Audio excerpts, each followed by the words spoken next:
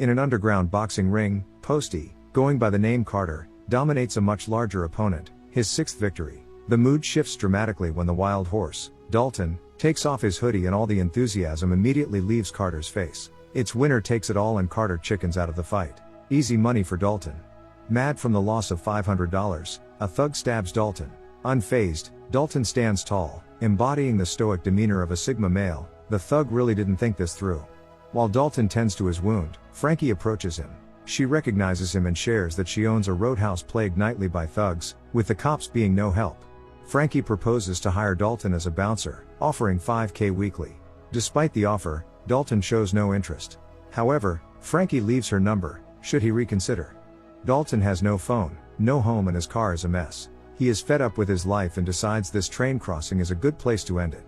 He immediately reconsiders, but his car fails to start up and the train rams into him, barely surviving. Maybe Frankie's offer isn't so bad after all.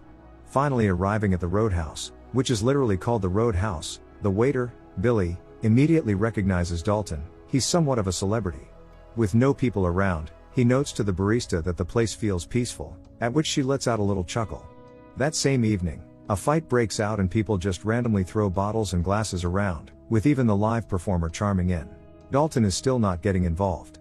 A biker gang walks in and the barista instantly knows it means trouble. They start trashing the place willy-nilly and Dalton finally steps in. They refuse to step outside and keep trashing the place, to which Dalton starts walking to their bikes, which grabs their attention. Outside he offers them a chance to back off and even goes as far as asking how far is the hospital, before he starts slapping all of them one by one, evading all of their punches and easily finishing the fight. Dalton didn't even work up a sweat and asks for Frankie's car, driving the bikers to the nearest hospital. As Dalton walks away, a nurse, Ellie, calls him a rage-filled dickhead and sarcastically thanks him for filling her ER with irresponsible idiots, when she notices that he's bleeding and offers to patch him up. Seems like the tape didn't do the trick. The nurse questions if he ever wins the fight, to which Dalton just answers that no one ever wins. As he leaves the hospital, some guys are already eyeing him as a potential problem. Back at the Roadhouse, Frankie gives Dalton his pay for the week and lets him stay at her boathouse, warning him to be careful of the crocodile. Either way, the boathouse name is the boat. Who comes up with these names? Dalton dreams of his last UFC middleweight world championship fight, where he was the challenger, until the barista wakes him up. She brought him breakfast and shares how the Roadhouse has gone through numerous different bouncers and hopes it will be different with him. On his way to the nearest bookstore, Dalton's reputation precedes him. Locals buzz about his recent triumph over a biker gang. His purpose at the bookstore is to use their computer. Suddenly, a disturbance unfolds as a nearby store is being robbed. The bookstore clerk, Charlie, arms herself with a bat and threatens to beat the bikers up if they don't leave. They scoff at her, but once Dalton steps out, he reminds them of their limits. Dalton slowly starts to warm up to the place, making friends all around. Meanwhile, on a boat, the boss of the bikers, Brandt, is getting a shave in shaky waters and wonders why is everyone so dumb around him, not being able to do their job properly. He hired the bikers to scare people off from the local businesses, but Dalton is making that problematic. Back at the Roadhouse, another scuffle breaks out because of the taste in music and Dalton teaches Billy some techniques, telling him to take a step back once a knife is pulled. Billy breaks the fight and does just as Dalton instructed, but he steps in himself for the second round, letting Billy handle the rest. Over the next few days, Dalton starts giving Billy some tips. He's a natural. Dalton had noticed one of the workers, Reef, has scars on his knuckles, figuring he's a boxer and he takes him on as Billy's partner, to help maintain the Roadhouse in order. Less work for Dalton. Helping a drunk guy find his way out safely, Dalton notices the biker gang outside, promising they will be back. Dalton keeps having nightmares about his UFC career. He wasn't afraid to throw punches or call someone out. A stark contrast to how he is now. Another morning in the Roadhouse, where Dalton meets Ellie, again. He wonders why the people are so aggressive around here. Dalton bonds with Ellie, even getting to that more than just friends threshold. After receiving his pay for another week, Dalton decides to walk to the boathouse, when he feels a car stalking him and suddenly speeding in his direction. He barely dodges. But it doesn't stop there. The car reverses and throws Dalton, together with the truck, off the bridge. Dalton survives and as he returns to his boathouse, Dell, the biker gang leader is waiting for him there with a gun. Dalton shoves the table, breaking Dell's knees and throwing him outside into the water. He wants to resolve this peacefully, but turns out Frankie wasn't kidding about the crocodile. It chomps Dell to pieces. In the morning police look for the body, but a local mentions that crocs hide their food. They won't find it. At the bookstore, Charlie shows him the map of the Roadhouse, And something doesn't add up for Dalton. Outside, a man threatens him to get in the car to meet his boss Brant, but Dalton isn't intimidated, mentioning that without his index finger he won't be able to hold the gun anymore. The guy tries to, but Dalton warned him. If Brant wants to meet him, he works at the Roadhouse every evening. At the Roadhouse, Dalton questions Frankie as to why Dell was so fixated on this place, but she tells him not to read into it so much, probably some territorial BS. The broken finger man reports to Brant that he failed to retrieve the bouncer. Brant's dreams are slowly crumbling because of a single bouncer, when suddenly his dad calls him from prison, but before Brant speaks to him, he throws the phone out and tells the broken finger to get it back. Meanwhile, Gregor McConnor, after a fun night out, also gets a call from Brant's father, asking Knox to fix his son's mistakes. He's ready to leave right away. Ellie surprises Dalton with her ex-boyfriend's boat and takes him on a ride in the middle of the sea, her favorite picnic spot. When Dalton mentions getting in trouble with some guy named Brant, Ellie reveals he comes from some rich family, and owns a significant portion of the local land. Ellie inquires more about Dalton's personal life, and that makes him hesitant, mentioning that she doesn't want to know him. But she already knows what happened in his past and is okay with it. The reserved Dalton finally lets his little Billy out. Meanwhile, Knox is finally in town. Parking his Fivavi and knocking over some bikes at Brant's house, he tells them there's not enough sandwiches for him. As Brant returns, Knox gives him a good slap from his father, quickly asserting that he's the owner of the place now and will fix his mistakes and the bouncer problem. Brant somehow manages to persuade Knox to give him another chance to deal with Dalton. When Ellie brings Dalton back to his place, officers are waiting to take him for further questioning regarding his involvement in the incident with Dell the other night. At the so-called station, the sheriff warns Dalton to leave the town, otherwise they will have a problem.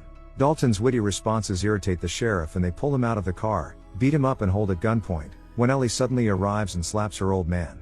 She gives Dalton a lift back and reveals that her father and Brant's old man were good friends, but after he went to prison, the sheriff started to work for Brant.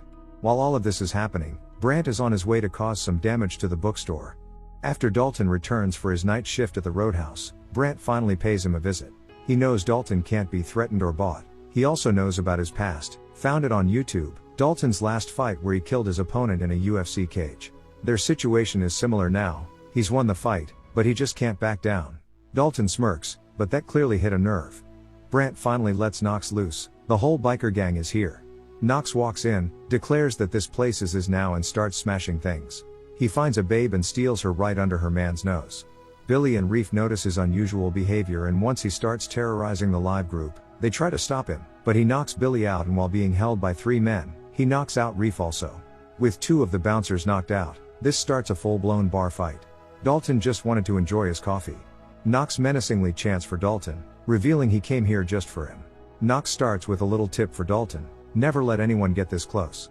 The 2 start to go at it, with Knox having a slight advantage, not only in muscle, but manpower as well. He becomes a punching bag for Knox until his 2 boys intervene. Knox forces him outside, and beaten up Dalton silently stands up and starts walking away as Ellie and the police arrive. The bar unfortunately is completely trashed. Dalton packs his bags at the boathouse and Frankie finally comes clean. Brant wants to build a resort and she's the last holdout that doesn't let him have his way, but he doesn't see how it's his problem. He admits he's afraid, more than she could ever understand. Brant is notified that Dalton is still alive, as he silently stares at his resort plan. As Dalton is walking towards the bus stop, he sees Charlie's bookstore burned down, and the firefighters tell him that an ambulance took Charlie and her father to the hospital. Charlie was the person that greeted him to this town, so he decides he can't leave it like that. Dalton walks to Brant's place and lets one of his men know that was a line they shouldn't have crossed before breaking his hyoid bone in his throat. He won't be able to breathe anymore. Dalton reveals what he's afraid of, what will happen when somebody pushes him too far. As one of the bikers sees Dalton stuffing the guy in the truck, he quickly comes clean where and when Brant will be having a meeting, with a lot of cash involved. Dalton sniffs out one of the corrupt cops, knocking him out. The case is full of money, enough for a whole lifetime. He frames the cop for the murder and knocks him out again. Then through a payphone, he calls the police and the news to the spot. Ellie's dad arrives to talk to Dalton just as he's finishing duct taping the explosives, saying Brant took Ellie and promises to kill her unless Dalton returns the money. It all seems a bit too sketchy to Dalton, but agrees to meet up with the money in case the threat is real. Dalton takes the boat right under Ellie's ex-boyfriend's nose, who is a cop by the way. Knox makes a powerful entrance back to Brant's estate, but no one is there. Arriving at Brant's boat, the sheriff is comfortably sitting there for having his daughter kidnapped, which the sheriff reveals as an obvious lie, until Brant admits that he actually did take her. Brant just wants his money, He's sick and tired of Dalton always being in his way. Suddenly the psycho Knox is on the horizon and Dalton takes this chance to blow up his explosives. Using this as a distraction, Dalton looks for Ellie. He finds her locked in a room, just as the window bursts open from the pressure. The pair swims out and Dalton engages in water combat. Ellie manages to get it in one of the boats, but Brandt is already there, taking her hostage, and is on his way to the roadhouse to destroy it himself, while Knox is having fun with Dalton. Somehow Dalton manages to get on the boat, and as Knox is about to strike, he swirls the boat, knocking him off. Brandt swirls his boat around, aiming for a straight collision with Dalton, who miraculously lands on Brandt's boat. As Ellie and Brandt struggle, Dalton charms in and knocks Brandt down. The boat overturns at the roadhouse, but Ellie and Dalton manage to escape just in time. Unfortunately, Brandt survived and Dalton is ready to finish it once and for all. Brandt's attempt to get him with a fishing spear fails, his only lifeline is gone. As Dalton knocks him out, the persistent Knox arrives. They go for round 2, this time it's a fair fight, so no excuses. Dalton is holding his own, but Knox is always landing a punch or two extra. Honestly, if you want to see the whole fight, you have to watch it on your own. Dalton had Knox in a headlock. Suddenly Knox manages to stab him in the gut, and as he's prepared to nail in the second one, Brandt yells for Knox to kill him. But it annoys Knox, so he disposes of Brandt. This gives Dalton enough time to regain his composure, and he begins to penetrate Knox with the wooden sticks, finally finishing him off. The sheriff walks in and tells Dalton he got him covered, but he has to go. At least Frankie has a positive outlook on things, it's fixable. Dalton's bus has finally arrived, just as Charlie's dad finds the case with money and wants to thank him. He's already gone. The roadhouse is going to be fine now. The end. Thank you for watching. Subscribe for more videos like this.